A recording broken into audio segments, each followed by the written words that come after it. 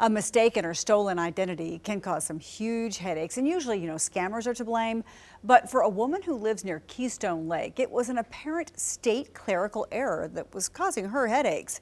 She called 2 News Oklahoma problem solver Pete Knutson for help. The day the letter was delivered to her home, I was so furious that I was making myself sick. Sharon Miller was sewing, something that usually soothes and calms Sharon. The unfairness of it, but when you get to thinking about it, life isn't fair. The letter was from the Oklahoma Department of Public Safety. They had canceled my license, and I thought, how can they do that? The reason, the letter said? Sharon hadn't paid a $110 speeding ticket from Tulsa County, but she knew it had to be a mistake. I hardly drive. I'm usually home. The letter and the citation had her correct name, address, and date of birth, but the vehicle listed was not hers.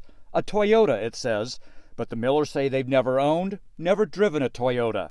And with her license now suspended, when Sharon does need to get out, she'll have to depend on her husband and his truck. He's got to tote me around now, and I'm sure that's pleasant. Sharon was certain it was just a case of mistaken identity. After all, she says, records show there are at least 102 Sharon Millers in Oklahoma, nearly half of them around Tulsa. And she's dealt with it before. And it makes me want to change my name.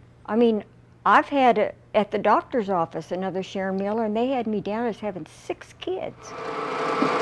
So this Sharon thought it would be simple to solve her suspended license and call DPS. But not so fast.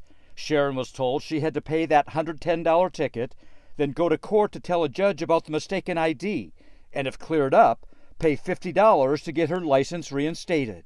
Now, Sharon wants to warn others. I think if anybody in Oklahoma has a license, it could happen to them, whether they drive or not.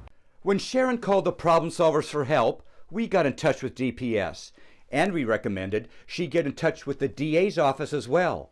Sharon says folks there bent over backwards to help, and after doing a little research, dismissed the ticket without her having to pay it. It did cost $50 to get her license back, but a DPS representative says Sharon will get a refund for that, too. Pete Knutson, 2 News Oklahoma, Problem Solvers.